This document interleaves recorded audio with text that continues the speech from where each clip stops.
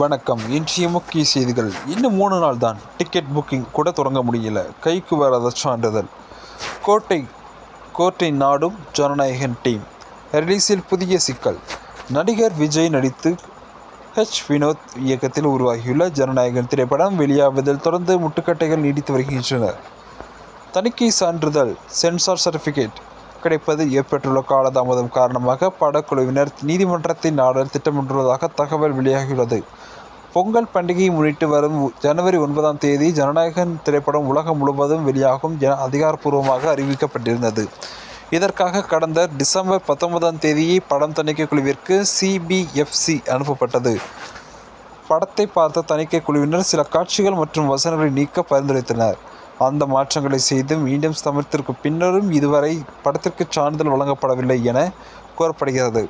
படம் வெளியாகிய இன்னும் சில நாட்களே உள்ள நிலையில் தணிக்கை சான்றிதழ் கிடைப்பதில் ஏற்பட்டுள்ள காலதாமதம் படக்குழுவினரிடையே பெரும் கவலையை ஏற்படுத்தியுள்ளது. இதனால் சட்ட ரீதியாக இந்த சிக்கலை எதிர்கொள்ளவும் நீதிமன்றத்தை நாடி தீர்வு காணவும் பட தயாரிப்பு நிறுவனம் ஆலோசித்து வருவதாக தெரிகிறது. தணிக்கை சான்றிதழ் முறைப்படி கையில் கிடைத்த பின்னரே திரையரங்குகளில் டிக்கெட் முன்பதிவை தொடங்க முடியும் என்பது விதியாகும். தற்போது நிலவும் இழுபறியால் தமிழகத்தின் பெரும்பாலான திரையரங்குகளில் முன்பதிவு தொடங்கப்படாமல் உள்ளது. இது விநியோகஸ்தர்கள் மற்றும் ரசிகர்களுக்கிடையே குழப்பத்தை ஏற்படுத்துகிறது.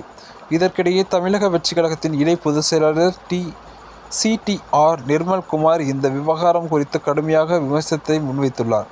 விஜய் அரசியல் கட்சி தொடங்கி தீவிரமாக செயல்பட்டு வருவதால் அரசியல் உள்நோக்கத்தோடு படத்திற்கு சான்றிதழ் வழங்க தடை ஏற்பட்டதாக அவர் பகிரங்கமாக குற்றம் சாட்டியுள்ளார். முன்னதாக படத்தின் பாடல்கள் மற்றும் ட்ரெய்லர் பெரும் வரவேற்பை பெற்ற நிலையில் திட்டமிட்டபடி ஜனவரி 9ஆம் தேதி படம் வெளியாகுமா என்பது விரைவில் தெரிந்துவிடும். இது போன்ற உண்மை செய்திகளை உடனுக்குள் தெரிந்து கொள்ள நமது நியூஸ் சேனல் இணைந்திருங்கள். நன்றி. மீண்டும் சந்திப்போம். தங்களுடைய கருத்துக்களை கமெண்ட் பாக்ஸில் பதிவிடுங்கள். நன்றி.